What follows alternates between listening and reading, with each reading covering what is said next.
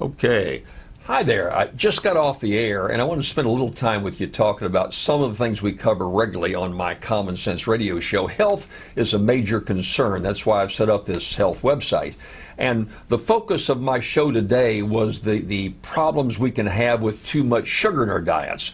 Look, I love things sweet. I love to eat desserts. And I love to eat, whether it's ice cream and yogurt or whatever. Even a lot of the regular foods we eat have a lot of sugar. Bread has sugar in it.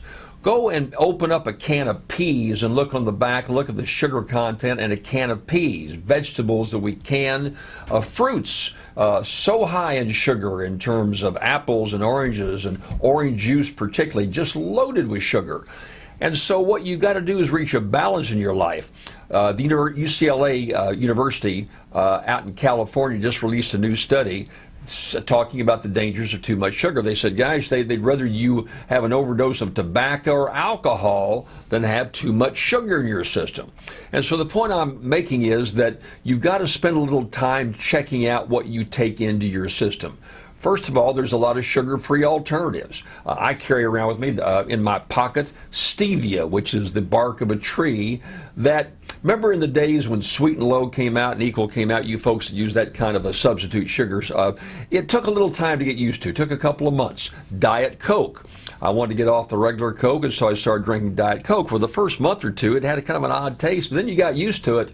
Today, I couldn't go back and drink a regular Coke. Now, I try to stay away from carbonated beverages anyway, but the fact remains that you can get used to sugar-free substitutes. And there are some problems in a number of very legitimate studies with the aspartame, the Equal, the Splenda, those various types of sugar substitutes. You can find with stevia and some other natural substitutes a sweetener that makes pretty good sense. Honey, Agiva.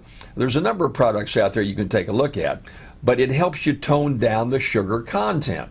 Like I say, if you look into the supermarket and look at up and down the aisles and pick up a can of corn or peas or green beans or whatever, preservative-wise, they put a lot of sugar in that. You go to a cafeteria, and boy, that macaroni and cheese tastes good. Got a lot of sugar in it.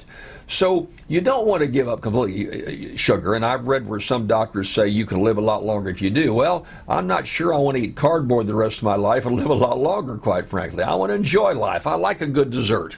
I love ice cream, but you can get low-fat ice cream. You can get yogurt. You can get gelato that has very little sugar in there. So I'm saying that you and I have got to be informed. Our problem, and one of the focuses of this website and my show, is that we run to the doctor to treat a problem we created, and we don't really deal with stopping the problem from being created in the first place. You see what I'm saying? So if you tone down at what you eat, stay away from the desserts 3 or 4 days a week, then maybe on a weekend, on a Friday or a Saturday, you go out to dinner, or go ahead and have a nice dessert. If you balance that out, the sugar content's not going to catch up with you. We've got a huge obesity problem in this country today. Diabetics, diabetes is up dramatically. Kidney disease, so many diseases related to too much sugar in your body. So some common sense, which is the name of my radio show, will go a long, long way in making you a lot healthier. And start with sugar. You can have some, but use some common sense. You'll be a lot safer. You'll be a lot healthier, and you'll be a heck of a lot happier in the long run. Hey, thanks for watching. Every few weeks, I update this video site. So stay tuned, look over some of my health products, and we'll see you next week on Jim Brown's Common Sense.